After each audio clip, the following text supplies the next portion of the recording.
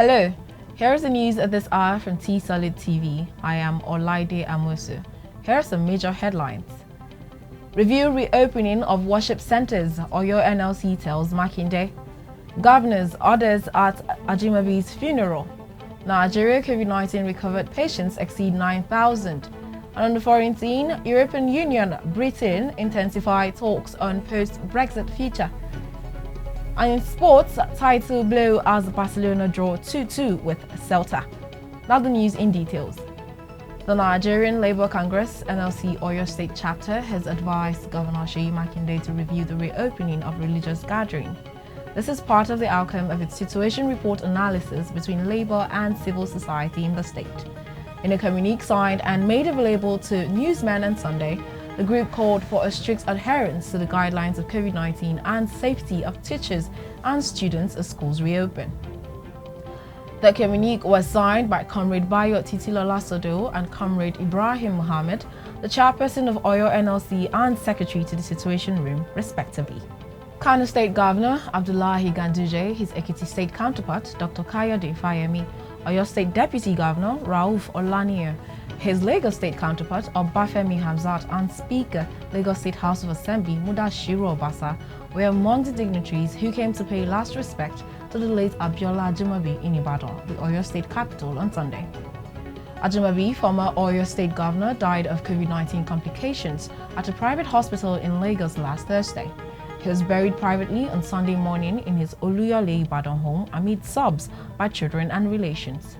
His remains were interred at about 10 a.m. after the chief imam of Ibadan land, Sheikh Ajigbotomo Kekere, led prayers for the repose of the deceased soul. A public prayer session was later held at the Abiola Ajimobi Mosque, Okeado, where a renowned Islamic preacher Alhaji Muhyiddin Bello led other priests to give a brief sermon. He extolled the virtues of the late ex-governor, stressing that despite the demands of his governorship position, he served God and supported Islam. Nigeria has recorded 490 more positive cases of coronavirus from various parts of the country. The Nigeria Center for Disease Control (NCDC) announced this in a tweet on Sunday night while giving an update on the outbreak of the disease. It explained that the new infections were reported from 19 states of the Federation and the Federal Capital Territory. According to the health agency, this brings to 24,567 the total number of confirmed COVID-19 cases in the country. On a positive note, 382 more patients have been successfully treated and discharged from the various isolation centers. This brings the total number of patients who have recovered from the disease to 9,007. However, the death toll from the disease rose from 558 to 565, indicating a total of 7 new deaths.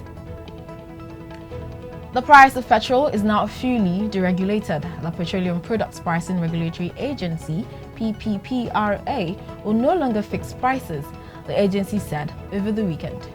The PPPRA Executive Secretary Sadiu Abdul Kadir said the agency would every month develop a guiding price for the commodity, with which it would advise marketers. He noted that the regulation of the downstream sector was dependent on the enforcement of appropriate laws by strong regulatory agencies, hence its continued intervention. According to Abdul Kadir, the PPPRA is providing the guiding price band by monitoring petroleum products prices daily. He explained that the average price of the previous month is used to determine prices for the following month.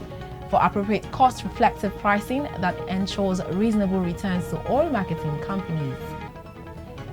Moving on to the foreign scene, the European Union and Britain launched an intense 5 weeks of negotiations on a deal to define their post-Brexit relations on Monday, with London keen to wrap things up quickly.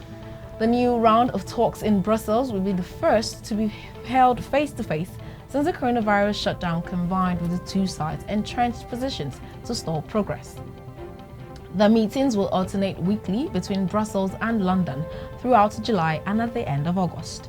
As the teams learned on Sunday, the British negotiator David Frost will be promoted to become Prime Minister Boris Johnson's national security advisor.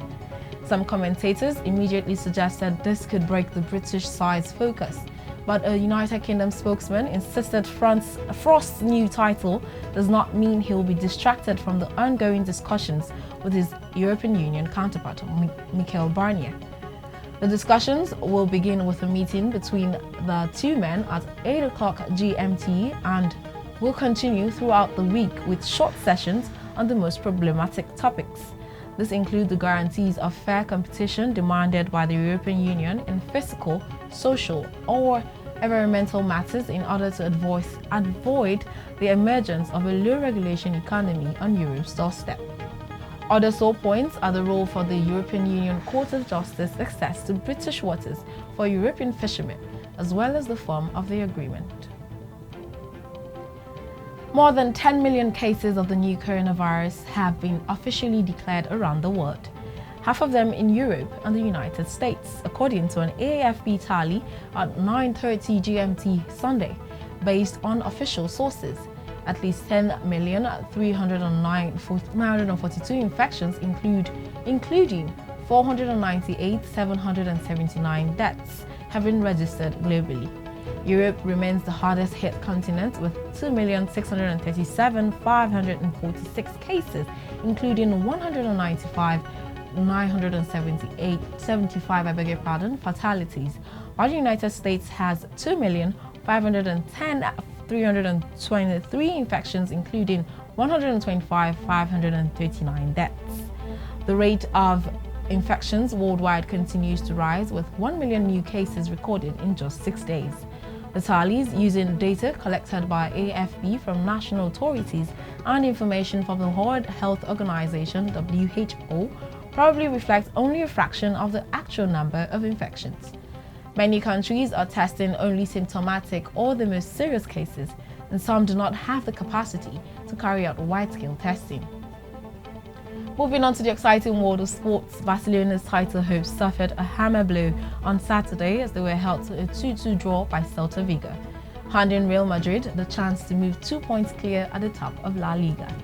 Luis Suarez twice put Barca in front at Baladeus with his first goals since January, but Iago Aspas bent in a late free kick to earn CELTA a draw, in what could prove a pivotal moment in the title race.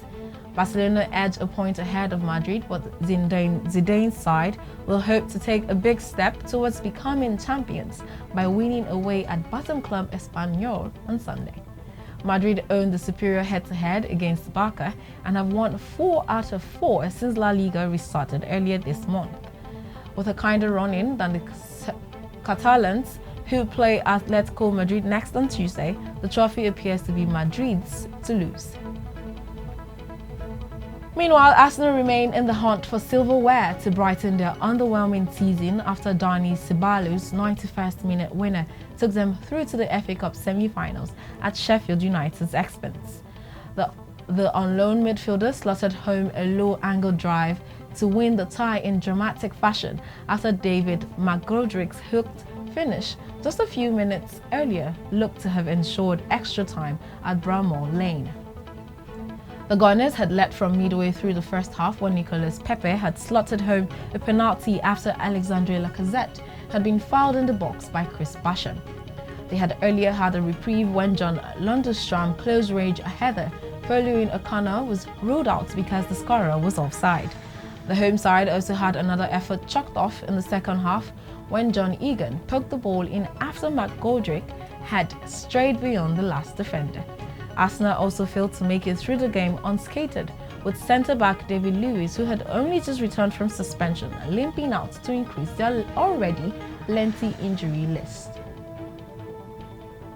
With that, we've come to the end of the news, a recap of the headlines. Review reopening of worship centres, or your NLC tells Makinde. Governor's orders at AJIMOBI'S funeral. In Nigeria, COVID-19 recovered patients exceed 9,000. And on the foreign scene, European Union, Britain intensify talks on post-Brexit future. An exciting world of sports, a title blow as Barcelona draw 2-2 with CELTA.